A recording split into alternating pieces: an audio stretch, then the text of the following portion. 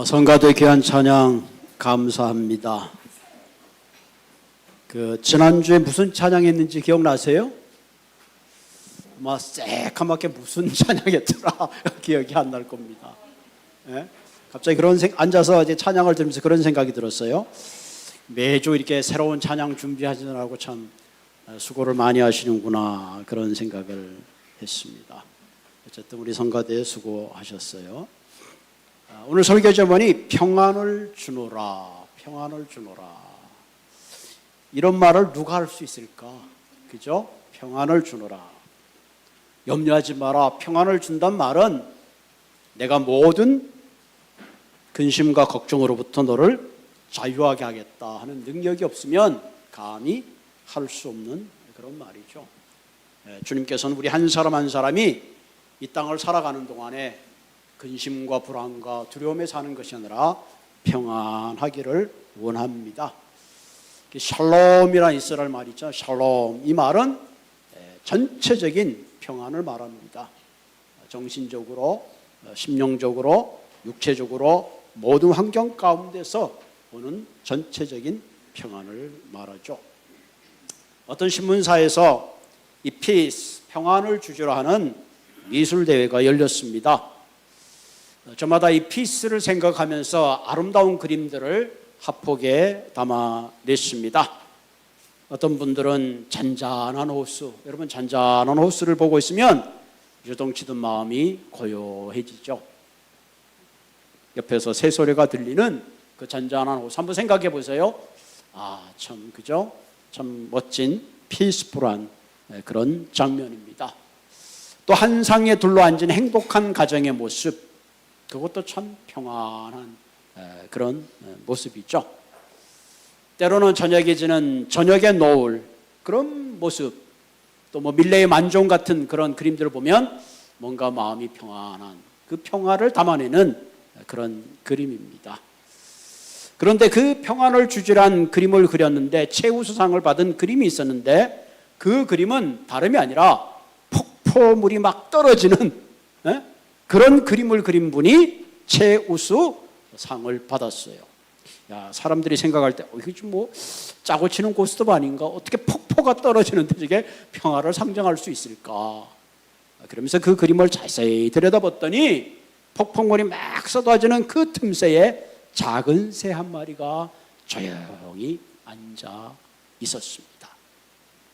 그 모습을 그린 사람은 이 평안이라는 것은 안전하고 고요하고 아무것도 움직이 없는 그런 것이 아니라 폭풍물이 떨어지고 요동칠다 할지라도 거기에 휩쓸리지 않고 한 마리의 새처럼 고요한 평안한 모습, 그 모습이 진정한 의미에서 평안이 아닌가 하는 메시지를 던져주는 거죠. 우리가 일반적으로 생각할 때 평안이라는 것은 그런 걸 생각하죠. 그냥 고요하고 아무 일도 없는 것처럼. 그러나 그것은 진정한 의미에서 평안하기보다는 여기서 말하는 평안이라는 것은 비록 힘들고 어렵다 할지라도 그 가운데 묵묵히 평안한 마음을 유지하는 거죠. 여러분, 우리의 삶의 현실도 이와 같습니다. 세상이 고요하고 잔잔한 호수와 같으면 좋은데 사실 여러분 그렇지 않아요. 자고 눈을 뜨고 나면 요즘 총기 사건들이 얼마나 일어나는지 도대체 총을 쏘기 위해서 태어난 것 같아요. 온갖 범죄들이 뉴스에 있습니다. 심지어는 인종적 차별 이런 이야기도 심심치 않게 들립니다. 심지어는 요즘 이렇게 좀도둑이 많아가지고 집을 많이 털어간대잖아요. 그래서 어떤 의미에서 이 한순간도 편안할 날이 없어요. 마치 급류에 휩쓸려가는 그런 아찔한 불안한 삶 속에 우리는 살아가고 있습니다. 자, 이러한 상황 속에 이게 급류에 휘말려 내려가지 않고 우리가 정말로 평안하게 느낄 수 있는 그런 마음을 가질 수 있다면 그 마음이야말로 진정한 평안이라고 할 수가 있습니다. 여러분, 좋은 환경에서 평안함은 누구나 느낄 수 있어요.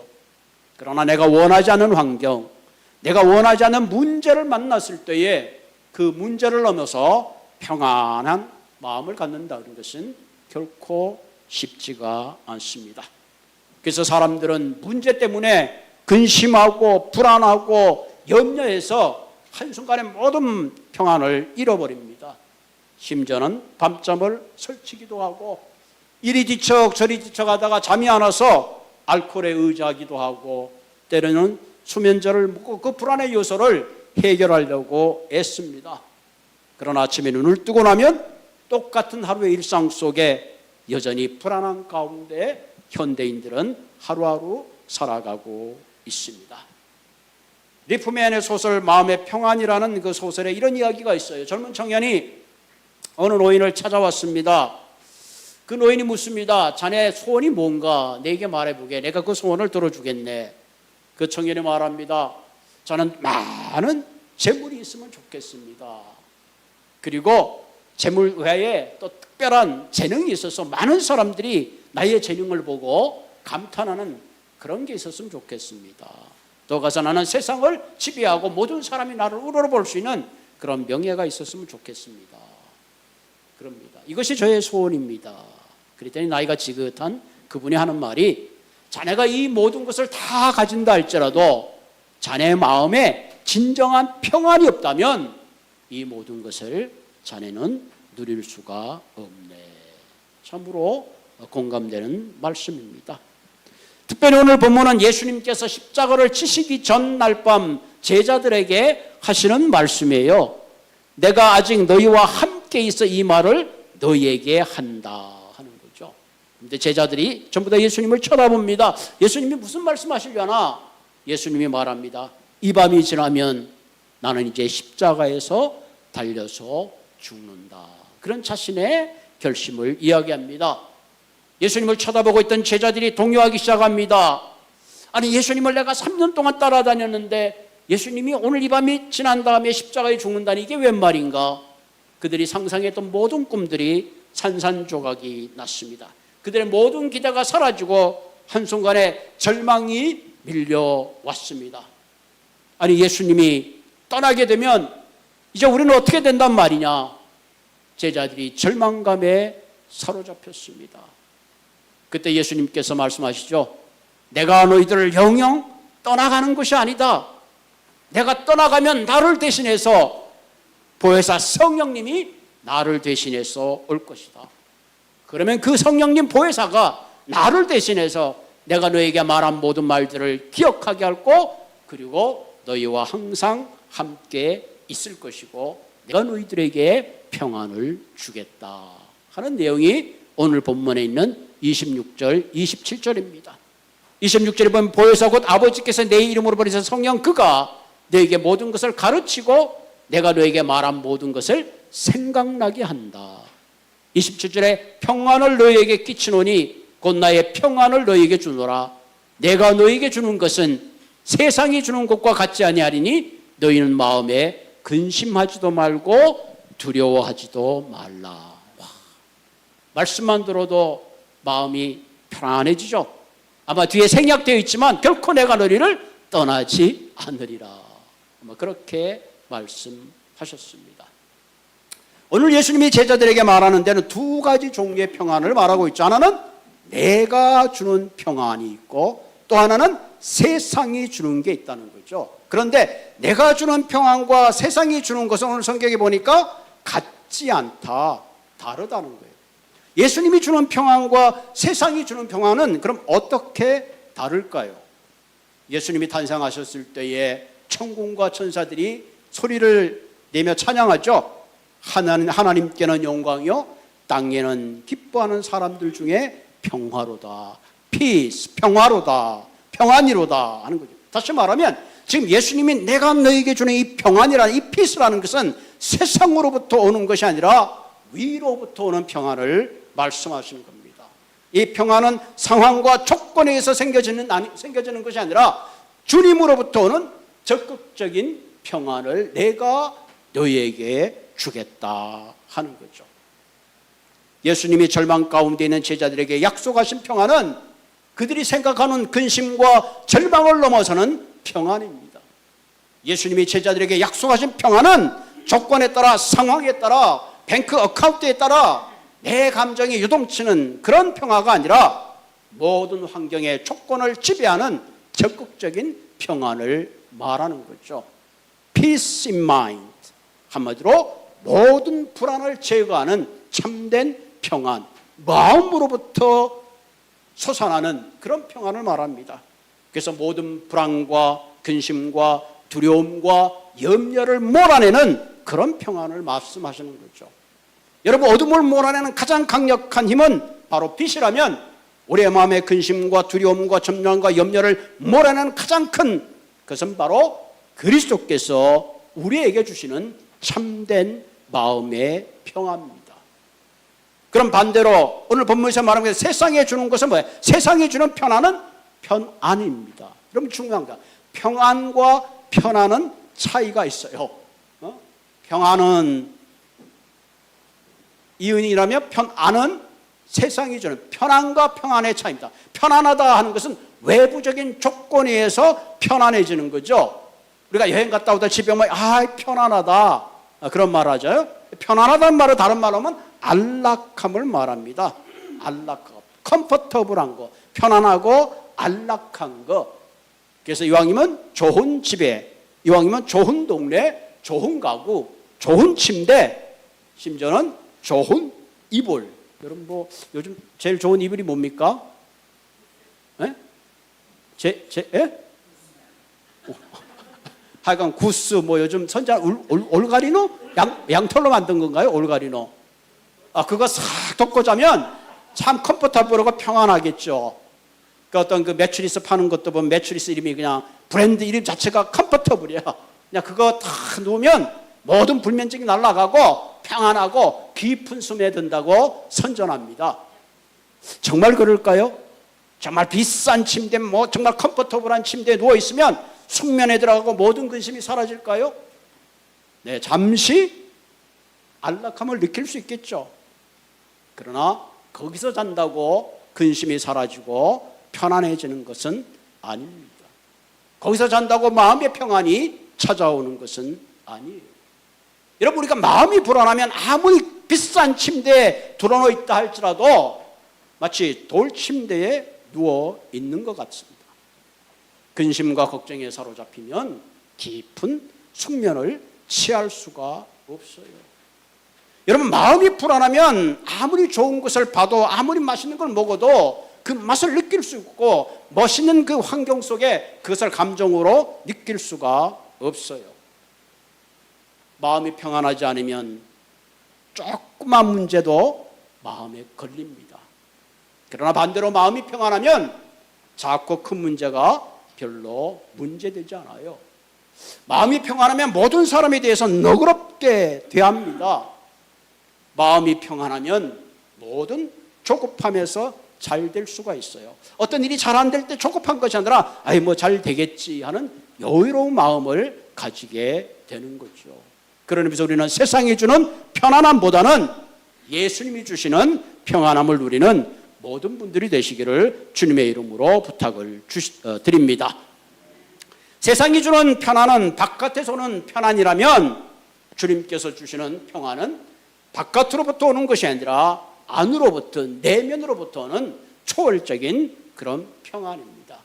그래서 바울은 캄캄한 감옥, 그는 도저히 찬양할 수 없는 환경 가운데 있었지만 그는 찬양하고 풍랑 앞에서 기도할 수 있었던 이유가 뭐예요? 내면에 주님이 주시는 평안이 있었기 때문에 그렇습니다. 그럼 우리가 세상이 주는 평안이 아니라 주님이 주시는 평안을 누리기 위해서는 어떻게 할 수 있을까요? 첫 번째가 우리가 진정한 평안을 누리기 위해서는 무엇보다 예수 그리스도를 믿고 예수 그리스도로부터 오는 죄사함의 은혜를 얻어야 합니다. 오늘 예수님께서 제자들에게 약속하신 것도 내가 주는 평안을 말씀하시는 그 평안은 바로 죄로부터 자유함으로 오는 평안을 말하는 거예요. 평소에 어떤 분이 굉장히 예민한 분이 계셨어요. 사소한 문제에 떨쳐버리지 못하고 자신도 모르게 집착하게 됩니다. 누군가 자신에 대해서 조금만이라도 좀 얘기를 하면 그냥 속이 상해서 잠이 안 오고 음식을 먹으면 체하고 막 그럽니다. 깊은 수면을 자지 못해요. 때로는 수면제를 의지하고 근심과 불안 가운데 살던 분이 정말 예수를 믿고 모든 죄사함의 큰 은혜를 받고 그 순간부터 자신도 모르게 그 마음이 평안하기 시작했습니다. 자신도 모르게 어떤 문제 앞에 대법해졌습니다. 마음이 평안하니까 소화도 잘 되고 범사의 모든 분들과 아름다운 관계를 가졌다는 그런 간증을 들은 적이 있습니다. 우리가 예수를 믿으며 얻게 되는 가장 큰 은혜가 죄 사함으로부터 얻는 평안입니다. 죄의 무게로부터 자유함을 누리는 것입니다. 인간이 가는 원초적인 불안은 죄로부터 오는 겁니다. 그래서 마음이 불안하고 근심과 염려하게 되죠. 여러분, 우리가 신앙생활 하다 보면 내 마음에 근심이 있고 절망이 있을 때 그때 하나님께 뭔가 마음을 아뢰고 기도하면 나도 모르게 똑같은 환경 가운데 있지만 내 마음에 큰 평안이 찾아오는 것을 아마 경험하셨을 겁니다. 그 이유는 뭘까요? 우리가 하나님의 자녀이기 때문에 그렇습니다. 우리가 예수를 믿으면서 늘 세상적인 편안에 목말라 하기 때문에 주님이 주시는 진정한 평안을 얻지를 못하는 겁니다. 여러분, 우리가 살아가는 환경은 늘 가변적일 수밖에 없습니다. 잠시 평안하고 안락할지 모르지만 사실 익숙하고 나면 별게 아닙니다. 그런 의미에서 우리는 세상의 편안함을 추구하기보다는 그리스도 안에서 주시는 진정한 평안을 갈구하고 그 평안을 누리는 그런 삶이 되어야 합니다. 찰스 벌전 목사님은 이렇게 말씀하셨어요. 당신은 조금만 더 소유하면 나는 만족할 것이라고 말합니다. 그러나 그것은 착각입니다. 당신이 현재 가진 것에 만족하지 못하면 비록 2배, 3배를 가진 데에도 결코 만족하지 못할 것입니다. 참 공감되는 말씀이죠. 내게 현재 주어진 것에 만족하지 못하면 결코 우리의 마음속에 참 평안은 얻기가 어렵습니다. 그러므로 우리는 육신적 평안을 추구하기보다는 먼저 예수님이 주시는 참된 평안을 구해야 합니다. 여러분, 우리가 마음의 근심을 잃어버리는 가장 중요한 이유는 여러 가지 이유가 있을 수 있죠. 환경적인 문제 때문에 어려움을 겪을 수도 있습니다. 틀린 말은 아니에요. 그러나 우리의 마음의 평안을 잃어가는 가장 큰 것은 뭐예요? 우리의 죄의 문제를, 죄성을 해결하지 못하기 때문에 찾아오는 불안으로 인해서 생기는 근심입니다.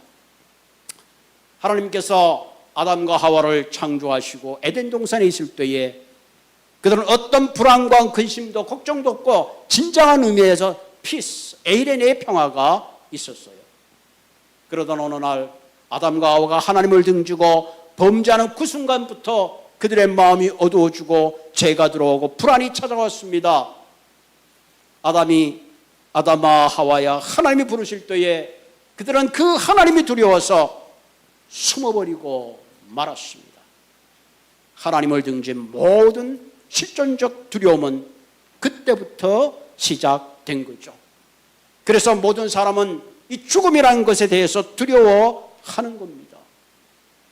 그래서 하나님께서 준비하신 것이 바로 예수 그리스도입니다. 예수 그리스도가 이 땅에 오심으로 말미암아 하나님과 원수되었던 우리를 하나님과 화평되게 하시고 관계를 회복하신 겁니다. 그런 의미에서 우리가 가지고 있는 근본적인 이 죄의 문제를 해결하지 않고는 실존적인 평화를 우리가 누릴 수가 없어요. 때로 술을 마시고 춤을 추고 노래한다 해도 인간이 가지고 있는 이 불안이라는 그 존재를 우리는 넘어설 수가 없습니다. 한때 어거스틴은 자신이 가지고 있는 그 모든 불안의 요소를 해결하기 위해서 방탕생활을 했습니다. 그러나 결국 그가 깨달은 것은 이렇게 고백합니다. 내가 주님 안에 안식하기 전까지는 참 평안이 없었다. 이사야 48장 22절에 보면 여호와께서 말씀하시되 악인에게는 평안이 없다. 그러므로 죄의 문제를 해결받을 때에 비로소 우리는 진정한 의미의 평화를 맛보게 되는 거죠. 그것은 바로 은혜로만 가능한 겁니다. 여러분, 우리가 구원을 받는다는 것은 내 힘으로 구원받을 수 있는 게 아니에요. 여러분, 많은 타종교들이 추구하고 있는 것은 스스로 자신이 해탈해서 구원에 이르려고 애를 씁니다. 물론 틀린 건 아니에요. 그러나 거기에는 한계가 있습니다. 여러분, 물에 빠진 사람은 누군가 구해주지 않으면 결코 물 밖으로 나올 수가 없어요. 우리가 추구하는 예수 그리스도는 이와 같이 물 가운데 빠져있는, 죄 가운데 빠져있는 내 스스로 도저히 문제를 해결할 수 없는 그런 존재이기 때문에 우로부터 예수 그리스도가 이 땅에 오신 거예요. 여러분, 죄인으로 태어난 사람이 어떻게 죄인을 구원할 수 있겠어요? 그래서 예수님은 죄 없이 동정녀 마리아로부터 탄생할 수밖에 없는 겁니다. 로마서 3장 25절 여러분, 이 예수를 하나님이 그의 피로써 믿음으로 말미암아 화목제물로 세우셨다. 화목제물로 세우다. 죄의 삭선 사망이요 죽음인데 예수 그리스도께서 화목의 제물로 돼서 내 죄를 탕감하심으로 말미암아 하나님과 원수되었던 관계를 화목게 하신 겁니다. 그러니까 위로부터 내리는 진정한 평화를 누리기 위해서 가장 중요한 건 뭐예요?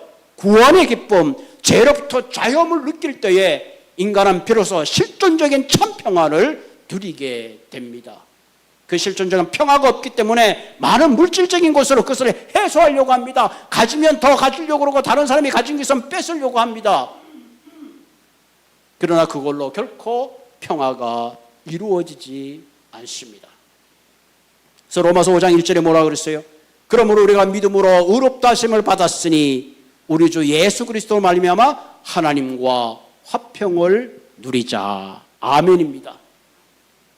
예수 그리스도가 화목제물이 되심으로 우리에게 주시는 평화는 누구도 빼앗아 갈 수 없는 진정한 평화입니다. 여러분, 구원받은 사람 예수 그리스도를 믿는 우리에게도 여전히 많은 아픔과 슬픔과 근심과 환난을 만날 수 있어요. 그러나 중요한 것, 가장 다른 건 뭐예요? 그리스도의 능력이 그 모든 환난 가운데 참 평화를 누릴 수 있는 힘을 주신다는 사실입니다. 똑같은 환경을 만났지만 어떤 사람은 울 수 있고 절망할 수 있지만 그리스도 안에 참된 구원을 받은 백성, 그리스도 안에 성령이 주신 은혜를 가지고 있는 백성들은 그 가운데 노래할 수 있는 힘을 주신다는 사실입니다. 요한복음 16장 33절에 이렇게 했어요. 이것을 너희에게 이르는 것은 너희에게 내 안에서 평안을 누리게 함이라. 세상에서는 너희가 환난을 당하나 담대하라. 내가 세상을 이겼노라. 내가 죄를 이겼노라. 내가 사망을 이겼노라. 그러니 너희는 죽음을 두려워하지 말고 어떤 상황 속에서도 담대하라. 할렐루야. 그래서 예수님이 사망 가운데 부활하신 것은 말할 수 없는 큰 은혜요 축복일 수밖에 없습니다. 두 번째, 우리가 평화를 누리기 위해서는 성령님으로부터 오는 능력 가운데 있어야 합니다. 우리는 흔히 내 감정을 조절할 수 있을 것이라고 생각합니다. 내가 여러 번 훈련하면 어느 정도 내 감정에 컨트롤할 수 있다고 생각해요. 물론 훈련하면 어느 정도는 가능합니다. 여러분, 저녁에 아이가 늦게 들어오면 제일 먼저 마음이 불안하고 초조해 주잖아요. 무슨 사고가 생겨서 교통사고가 생긴 건 아닐까? 아무리 훈련해도 있던 그 돌발적인 상황이 나타나면 우리의 마음은 불안해요. 조절이 안 됩니다. 그래서 그 불안을 조정하기 위해서 명상을 하기도 하고, 때로는 마인드 컨트롤하는 어떤 그런 원리를 찾아가기도 하고, 요가도 하고, 심지어는 체면요법을 사용합니다. 잠시 우리의 마음을 떠나게 하지만 근본적인 치유는 안 됩니다. 우리의 마음의 평안, 심령의 평안은 육체적인 문제나 환경의 문제가 아니라 스피리추얼, 영적 문제이기 때문에 그렇습니다. 여러분이 집안에 알람을 설치하고 문에 보조키를 2-3개 한다고 내 마음의 심령이 평안해지는 건 아니에요. 내 마음에 오직 성령님이 찾아와 주셔야 합니다. 성령님이 내 마음을 다스려 줘야 합니다. 성령님이 내 안에 계실 때에 모든 불안과 공포로부터 자유할 수 있습니다. 그러니까 부활하신 예수님이 제자들에게 가장 먼저 부활하셔서 하신 말씀이 뭐예요? 평안할 있을지어다. 평안할지어다. 그리고 두 번째 하신 말씀이에요. 성령을 받으라. 우리의 심령의 진정한 평안은 성령님이 함께할 때 평안하기 때문에 그렇습니다. 여러분, 사울은 성령이 함께할 때 그는 전쟁할 때보다 승리하는 용장이었어요. 그러나 그가 하나님을 등지고 교만한 마음을 품고 다윗을 질투하고 하나님을 떠나는 순간에, 성령이 떠나는 순간에 사울에게는 염려와 근심과 불안과 공포가 찾아왔습니다. 대신 다윗은 사울에게 쫓겼지만 성령님이 그와 함께할 때에 그는 수많은 시편을 남길 수 있었고 찬양시를 쓸 수가 있었습니다. 예수님을 3년 반 동안 따라다니던 제자들이 예수님이 십자가에 돌아가는 순간에 그들은 두려움에 다 도망갔어요. 그러나 그들이 성령의 은혜를 받는 순간에 그들은 달라졌습니다. 옛날의 두려움이 사라졌습니다. 그래서 감옥에서 찬양하고 기도할 수 있는 예수의 제자로 거듭났습니다. 그런 의미에서 우리가 참된 평화를 누리기 위해서는 늘 성령의 내주하심을 사모해야 합니다. 성령이 내 안에 나를 인도할 때에, 내 안에 성령이 충만할 때에 우리는 어떤 환경과 조건을 넘어서서 평안한 삶을 누릴 수가 있습니다. 오늘 본문 14장 16절에 내가 내 하나님께 구하겠으니 그가 또 다른 보혜사를 너희에게 주사 영원토록 너희와 함께 있게 하리라. 굉장히 중요한 말씀이죠. 예수님 떠나면 어떻게 우리는 고아처럼 버려두는 거 아닙니까? 예수님이 말합니다. 내가 부활하고 승천하면 내가 하나님께 구하는데 나를 대신해서 파라크레토스 보혜사가 너희들의 심령 가운데 찾아온다. 그래서 내가 너희와 영원히 함께 있겠다. 아멘. 예수를 믿는 저와 여러분들에게는 파라클레토스 성령님이 내주 안에 함께 계시는 줄로 믿습니다. 이 보혜사란 말은 돕는다 하는 거죠. 돕는다. 내 안에서 나를 도우시는 그런 분이십니다. 나와 함께 하시는 그런 분이십니다. 보혜사 곧 하나님께서 내 이름으로 해서 성령 그가 너에게 모든 것을 가르치시고 내가 너에게 모든 것을 생각나게 한다. 그래서 우리가 2000년이라는 세월이 지났지만 성경을 읽는 순간 내 마음에 감동이 되고 기도하는 순간에 마음에 평안이 오는 가장 중요한 이유가 뭐야? 내 안에 성령님이 계시기 때문에 그렇습니다. 그분이 나를 인도하시고 나를 가르치시고 나를 모든 두려움으로부터 자유하게 하시기 때문에 그렇습니다. 요한복음 14장 10절에 그는 진리의 영이라 세상은 능히 그를 받지 못하나 이는 그를 보지도 못하고 알지도 못함이라. 그러나 너희는 그를 아나니 그는 너희와 함께 거하시며 또 너희 속에 계시겠음이라. 아멘. 너희 속에 계시겠음이라. 이처럼 성령님을 통해서 예수님이 우리의 심령 가운데 계시기 때문에 예수님이 주시는 평안을 우리는 맛보게 된다는 사실입니다. 그러므로 사랑하는 성도 여러분, 우리가 마음의 진정한 평화를 누리기 위해서는 먼저 구원받은 백성으로 제사함의 큰 은혜를 경험하셔야 합니다.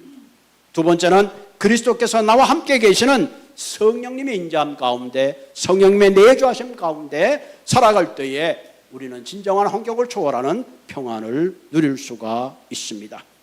세 번째 우리가 평안을 누리는 길은 기도함으로 평안을 누릴 수가 있습니다. 모든 사람은 문제가 발생하게 되면 두려워하고 불안해합니다. 어떤 부인이 어머님이 위암이었어요. 자주 병원을 좀 찾아뵈야 되는데 아이들하고 살다 바쁘니 그만 자주 찾아뵙지는 못했습니다. 그러다가 그만 어머님이 돌아가셨어요. 장례를 치르고 돌아오는데 참 어머니께 미안하기도 하고 너무 죄송한 마음도 있고 아마 본인도 너무 그 스트레스를 많이 받았는지 그 다음날부터 가슴이 쓰리고 소화가 안 되는 거예요. 증상이 이상하네? 덜컥 겁이 나서 나도 어머님처럼 위암에 걸린 게 아닌가 불안했습니다. 남편에게 얘기도 못하고 병원에 가자니 너무너무 불안했습니다. 잠든 아이들의 얼굴을 보면서 눈물을 훌쩍거리며 하염없이 눈물이 쏟아집니다. 시계에 똑딱거리는 소리, 전화벨소에 깜짝깜짝 자신도 몰라게 놀랍니다. 자신도 모르게 그만 위암 환자가 되어버리고 말았어요. 모든 평안을 잃어버렸습니다. 참 어이가 없는 얘기죠. 그런데 우리도 이와 같은 잘못을 저질 때가 있어요. 과거의 어떤 문제, 상처 때문에 그것을 곱씹고곱씹해서 마음의 평안을 잃어버린 사람이 얼마나 많은지 몰라요. 심지어는 다가오지 미래 때문에 불안해하는 사람이 얼마나 많은지 몰라요. 그래서 사람들은 한순간도 평안을 누리지 못해요.